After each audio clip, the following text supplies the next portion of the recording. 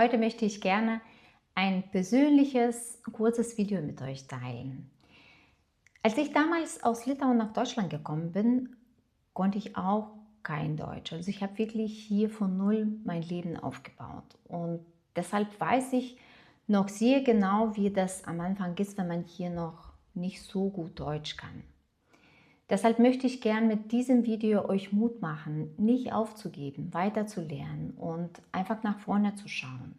Ich weiß selber noch ganz genau, wie es ist, wenn man die Sprache noch nicht versteht, wenn man viele Sachen hier generell nicht versteht und wenn man zum Beispiel mit Menschen zusammensitzt in einem Raum und die anderen lachen und reden miteinander und ja, man selbst auch nicht groß mitreden kann, wenn man viele Sachen einfach auch nicht versteht oder man auch nicht weiß, wie man das sagen kann. Oder wenn man etwas sagen möchte und man die Wörter eigentlich im Kopf hat, aber sobald man anfängt zu sprechen, merkt man, dass man überhaupt nicht so sagt, wie man eigentlich das sagen möchte. Ich kenne das noch so gut.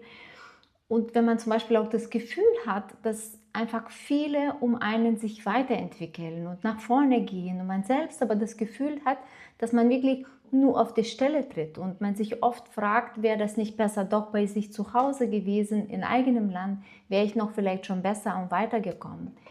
Ich kenne dieses Gefühl so gut, aber auch wenn es manchmal langsam nach vorne geht, machen wir alle Fortschritte. Ich habe hier auch wirklich alles Schritt für Schritt aufgebaut und erst nach vielen Jahren bin ich dort angekommen, wo ich heute bin.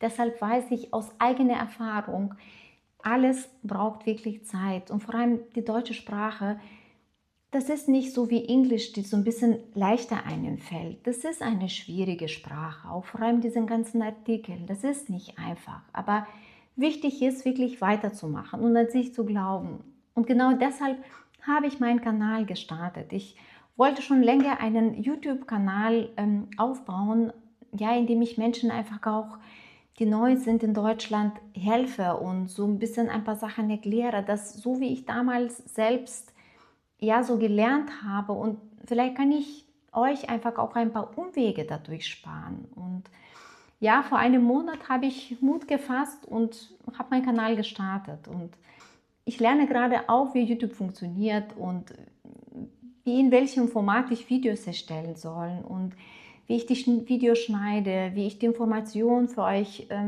suche und verständlich versuche zu erklären. Auch das braucht Zeit, Geduld und auch viel Mut.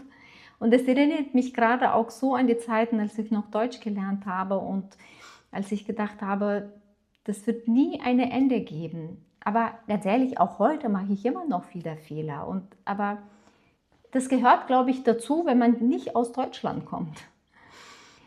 Deshalb, wenn du irgendwelche Themen hast, was dich interessiert, wo du gerne auch, ja, wo du vielleicht Fragen auch hast, schreib mir gerne in die Kommentare. Ich möchte natürlich Videos machen, die euch weiterhelfen, die euch interessieren.